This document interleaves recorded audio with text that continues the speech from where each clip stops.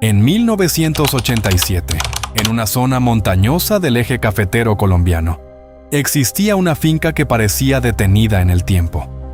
Caminos de tierra rojiza, neblina en las mañanas y extensos cultivos de café que cubrían las laderas como un mar verde salpicado de rojo intenso.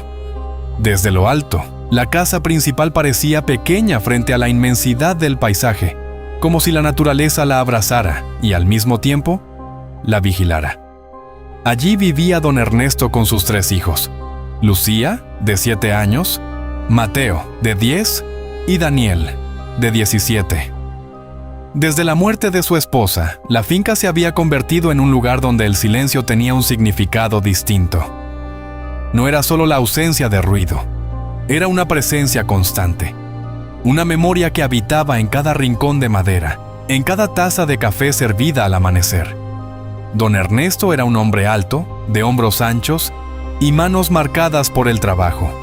Sus dedos, curtidos por años de cosecha, contrastaban con la elegancia natural con la que se movía. Caminaba con la espalda recta, como si aún cargara la responsabilidad de sostener no solo la finca, sino el ánimo de sus hijos. No necesitaba alzar la voz. Su mirada bastaba para ordenar, para consolar, para advertir. Ese año, la tierra había sido generosa. Los cafetos estaban cargados hasta doblar sus ramas. Era una bendición que exigía esfuerzo. Y por primera vez desde que su esposa había partido, don Ernesto entendió que no podía hacerlo todo solo. Fue así como comenzaron a llegar los trabajadores. El primero no era realmente un recién llegado. Llevaba años cruzando el portón sin anunciarse, sentándose a la mesa como si su lugar estuviera reservado. Aconsejaba a los niños con paciencia. Hablaba con Daniel con una cercanía que parecía fraterna. En el pueblo muchos creían que era familia. No lo era. Pero su presencia era tan constante que nadie cuestionaba su lugar en la casa. Días después llegó la joven. Tenía apenas un par de años más que Daniel. Traía determinación en los ojos y una energía que contrastaba con la quietud del entorno. Al principio fue discreta, concentrada en el trabajo, pero el campo tiene una forma particular de unir a quienes comparten esfuerzo. Entre los surcos comenzaron las conversaciones, primero breves, luego más largas. Daniel, que hasta entonces había asumido el rol de hombre de la casa en silencio, empezó a sonreír con una ligereza nueva. Don Ernesto lo notaba. Observaba cómo su hijo cambiaba la forma de caminar, cómo prolongaba las jornadas entre los cafetos cuando la joven estaba cerca. No intervenía, solo miraba. Había en su expresión una mezcla de comprensión y cautela, como si supiera que el crecimiento de un hijo es inevitable, pero también frágil. El tercero llegó cuando el sol ya comenzaba a caer. Un hombre grande, callado, de sombrero amplio. Se mantuvo en una esquina del corredor, hablando poco, trabajando mucho. Durante el día apenas levantaba la mirada. Por la noche, en cambio, parecía moverse cuando el resto dormía. Algunos creían escuchar pasos suaves en el patio. Otros preferían no comentarlo. Con el paso de los días, algo comenzó a cambiar en don Ernesto. No fue una transformación evidente, fue una sensación, una inquietud que aparecía sin motivo claro. Mientras recogía café, tenía la impresión de que alguien lo observaba desde la distancia. Cuando levantaba la vista hacia la casa, creía ver una sombra que desaparecía al instante. En la madrugada, despertaba convencido de que había oído pasos cerca de su puerta. Revisaba el corredor. Todo estaba en orden, la casa intacta, el viento moviendo apenas las hojas del cafetal. Y, sin embargo, la sensación persistía. Daniel también cambiaba, aunque de otra forma. Su mirada hacia su padre se volvía más compleja. No era solo admiración. Había algo más profundo, más difícil de nombrar. Cada vez que veía a don Ernesto conversar con la joven, aunque fueran palabras breves y formales, un gesto sutil tensaba su rostro. La finca seguía funcionando. La cosecha avanzaba. Las risas aparecían al caer la tarde. Desde afuera todo parecía normal, pero bajo esa apariencia tranquila, algo empezaba a crecer. No era visible, no tenía forma definida. Era una emoción silenciosa y estaba tomando fuerza. El ambiente de la finca no cambió de un día para otro. Cambió en detalles que casi nadie habría notado. En la forma en que Daniel comenzó a quedarse unos segundos más mirando hacia la casa cuando la joven conversaba con su padre. En el modo en que don Ernesto, sin darse cuenta, empezó a observar a su hijo con una atención distinta, como si intentara descifrar algo que todavía no tenía nombre. Las jornadas seguían marcadas por el ritmo del café cayendo en los canastos. El sol subía, las manos trabajaban, el cansancio llegaba puntual. Desde afuera, la finca seguía siendo la misma, pero por dentro, algo se estaba moviendo. La joven trabajadora se había integrado con rapidez. Ayudaba en la cocina cuando era necesario. Conversaba con Lucía con ternura sincera y escuchaba a Mateo con paciencia. Con Daniel, en cambio, la cercanía era otra. Había una complicidad que se tejía en silencio. Miradas que no necesitaban explicación. Pequeños gestos que parecían insignificantes, pero que para ellos lo eran todo. Don Ernesto lo veía, no con reproche, no con amenaza, con preocupación serena. Una tarde, mientras revisaba los costales llenos de café, decidió acercarse a su hijo. El trabajo no es solo fuerza, le dijo con voz tranquila. También es cuidado. Daniel asintió sin entender del todo. En su interior, cada palabra comenzaba a sentirse como una advertencia. No porque su padre lo hubiera acusado de nada, sino porque el miedo, cuando nace, transforma cualquier gesto en sospecha. El hombre que llevaba años visitando la casa continuaba sentado a la mesa cada noche. Hablaba de la vida con ese tono pausado que parecía sabiduría. Repetía que la familia era lo único seguro, que los errores se pagan, que las decisiones impulsivas dejan cicatrices. Sus palabras eran generales, pero Daniel empezó a sentirlas dirigidas hacia él. El hombre del sombrero seguía en los márgenes. Observaba más de lo que hablaba. Su presencia se convirtió en una sombra constante, casi simbólica. A veces Daniel lo sorprendía mirando en dirección a la casa, inmóvil, como si esperara algo. Las noches se hicieron más pesadas. Don Ernesto comenzó a dormir poco. Se levantaba con la sensación de haber escuchado pasos, pero nunca encontraba nada fuera de lugar. Una madrugada creyó ver una figura frente a la ventana. Se incorporó de golpe, el corazón acelerado. Al acercarse, solo vio el reflejo oscuro del cafetal movido por el viento. Regresó a la cama con una inquietud que no desaparecía. Daniel, desde su habitación, también permanecía despierto. No por miedo, sino por pensamientos que se acumulaban. Había notado que su padre hablaba con la joven en el corredor algunas tardes. Conversaciones breves, aparentemente normales. Pero en la mente de Daniel, cada palabra imaginada crecía hasta volverse amenaza. No era celos aún. Era una incomodidad vaga, una sensación de pérdida anticipada. Una tarde, al regresar de los cultivos, Daniel encontró a su padre y a la joven conversando cerca del granero. No estaban cerca físicamente. No había gestos impropios. Pero el simple hecho de verlos hablando bastó para que algo se tensara por dentro. Don Ernesto sonreía con esa expresión serena que usaba cuando daba consejos. Daniel no escuchó lo que decían. No necesitaba escucharlo. Su mente completó la escena con su propio temor. Esa noche, en la mesa, casi no habló. La joven lo miraba con preocupación. Don Ernesto lo observaba en silencio. El hombre cercano continuaba con sus reflexiones habituales, y el del sombrero, inmóvil, parecía absorber cada movimiento. Los días siguientes trajeron una calma extraña. Demasiado orden, demasiada normalidad, como si todos intuyeran que algo estaba por romperse, pero nadie supiera cómo evitarlo. Don Ernesto, intentando acercarse, buscó un momento a solas con Daniel. Lo encontró en el borde del cultivo, mirando hacia el horizonte. «Eres lo más grande que tengo», le dijo sin rodeos. «Y nada cambiará eso». Daniel lo miró sin saber qué responder. Quería creerle, pero en su interior, el miedo ya había empezado a tomar forma. A veces, el conflicto no nace de lo que sucede, nace de lo que se imagina. Y en la finca, entre el sonido constante del café cayendo y el viento atravesando las laderas, la imaginación de un joven estaba comenzando a transformar la realidad, sin que nadie lo notara. Las miradas empezaron a pesar más que las palabras. En la finca nadie discutía abiertamente, nadie gritaba, nadie rompía nada. Y sin embargo, la tensión comenzaba a sentirse como una cuerda invisible que atravesaba el comedor cada noche. Daniel ya no trabajaba con la misma ligereza. Seguía siendo fuerte, eficiente, incansable.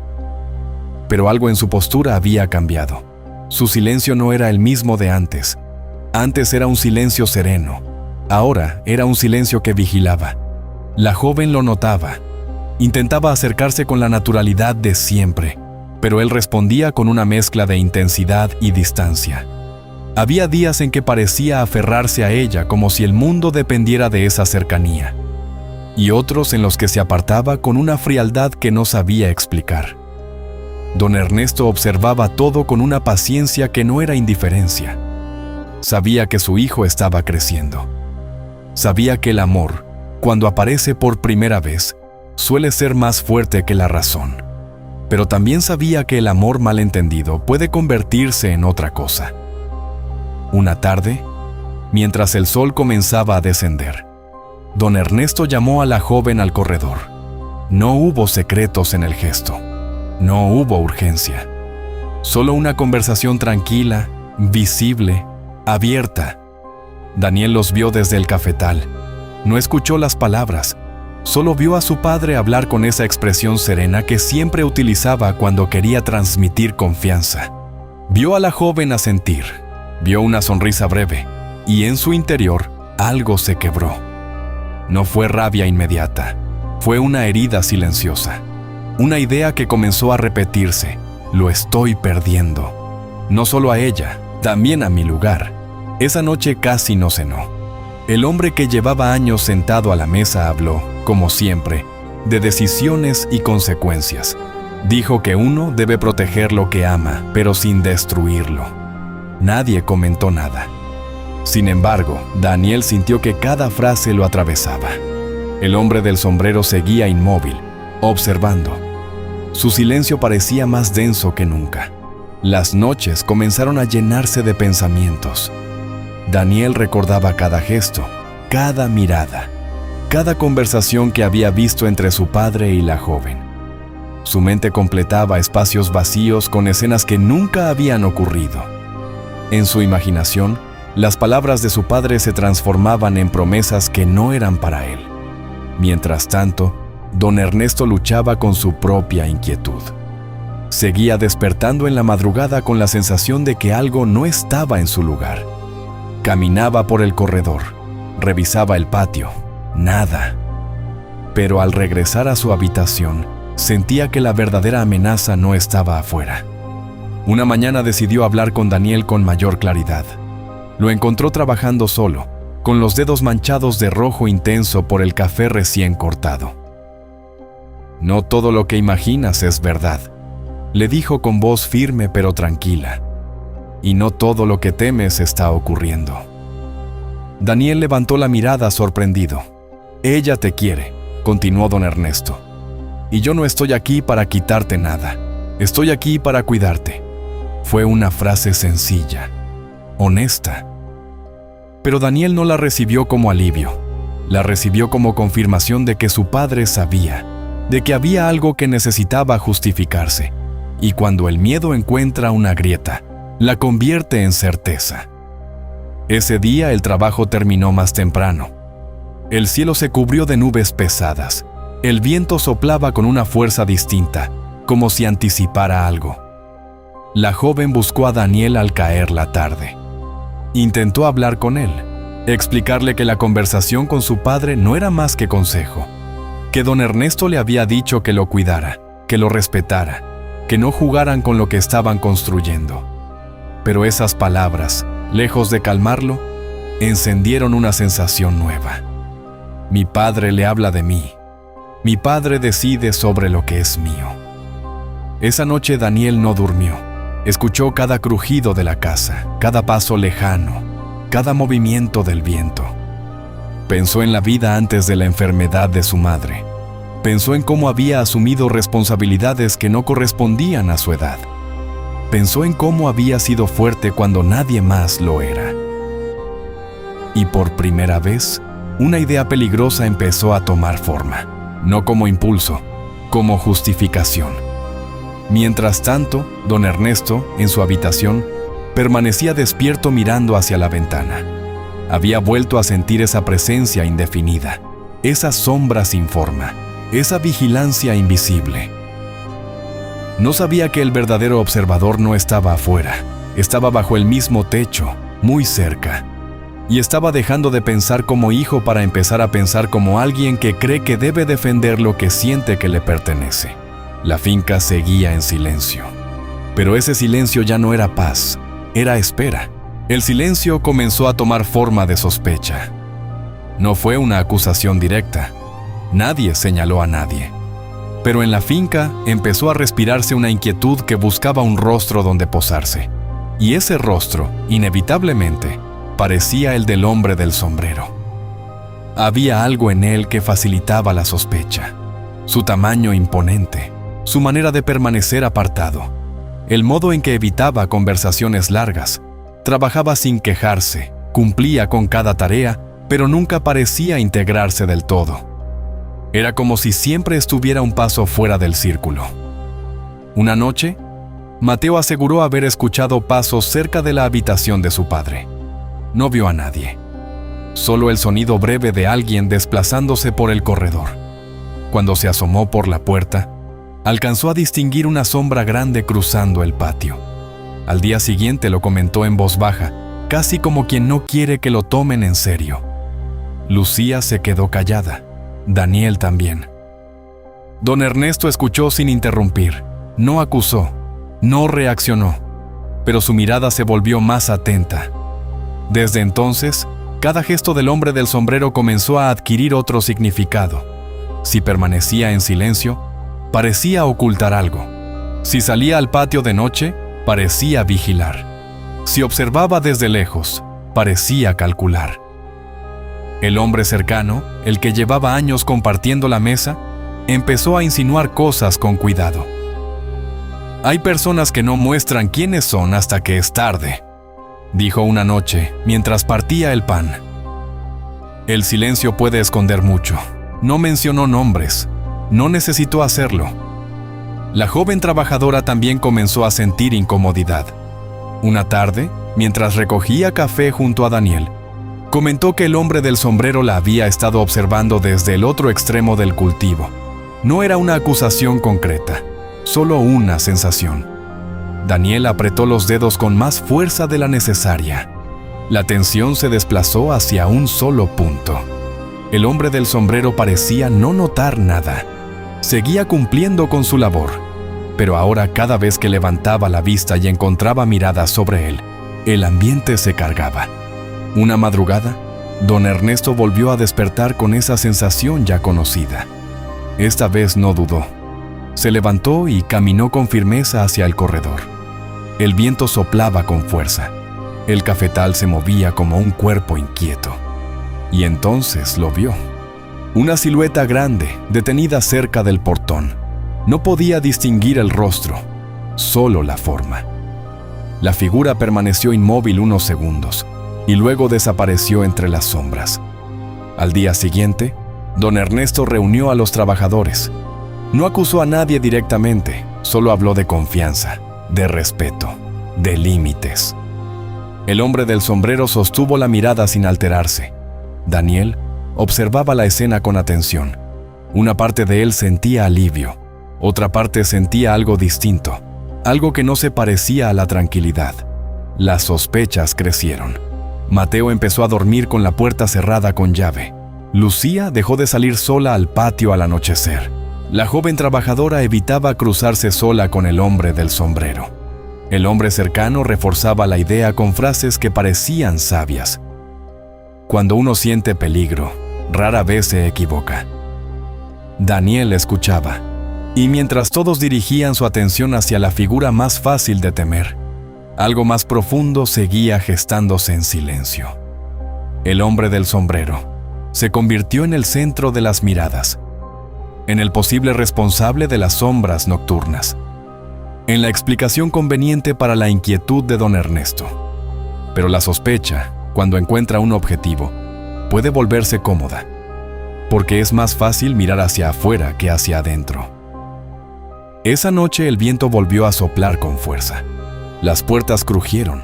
El cafetal murmuró con un sonido inquietante. Daniel permanecía despierto. El hombre del sombrero también, y don Ernesto en su habitación.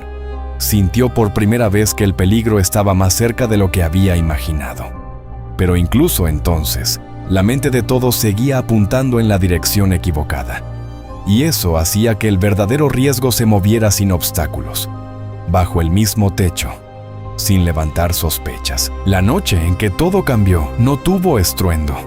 No hubo gritos que alertaran al campo ni puertas azotadas por la furia. Fue una noche como tantas otras. Viento moviendo las hojas del cafetal, madera crujiente en el corredor, el murmullo lejano de los insectos que nunca duermen. Y sin embargo, al amanecer, la casa estaba distinta. Don Ernesto no estaba. La cama permanecía perfectamente tendida, sus botas alineadas junto a la pared, el sombrero en su lugar habitual. No había señales de lucha, no había desorden, solo una ausencia que parecía imposible. La sospecha cayó, como era de esperarse, sobre el hombre del sombrero. Había sido visto deambulando de noche. Era reservado, era grande, era el más fácil de temer. Los murmullos crecieron, las miradas se endurecieron. Incluso Daniel, con el rostro pálido y el silencio más pesado que nunca, sostuvo esa versión sin necesidad de pronunciarla. Pero el hombre del sombrero no huyó, no discutió, no intentó justificarse, observó. Durante días recorrió la finca con una calma inquietante. No buscaba pruebas visibles, buscaba algo más sutil, miradas que se esquivan, manos que tiemblan, silencios demasiado tensos. Fue Mateo quien, sin saberlo, dijo algo que lo cambió todo. Daniel ya no entra al cafetal del fondo, comentó una tarde. Desde esa noche no ha vuelto. El hombre del sombrero guardó esa información sin reaccionar. Al día siguiente caminó hacia esa zona apartada de la finca. El terreno estaba removido, no de forma evidente, no para cualquiera, pero para alguien que conocía la tierra, la diferencia era clara. Se arrodilló, tocó el suelo, permaneció allí varios minutos y comprendió. No gritó, no llamó a nadie de inmediato. Regresó a la casa con el peso de una verdad que no era fácil de sostener. Esa noche pidió hablar a solas con Daniel. No hubo acusaciones directas al principio, solo una pregunta simple. ¿Qué hiciste? Daniel intentó sostener la mirada, no pudo. El silencio se rompió primero en sus manos, luego en su respiración. La confesión no fue explosiva, fue lenta, fragmentada, dolorosa. Dijo que había escuchado conversaciones, que había visto gestos, que creyó que su padre quería apartarlo, que pensó que estaba perdiendo lo único que sentía como propio. Dijo que sintió miedo, y que ese miedo se transformó en decisión.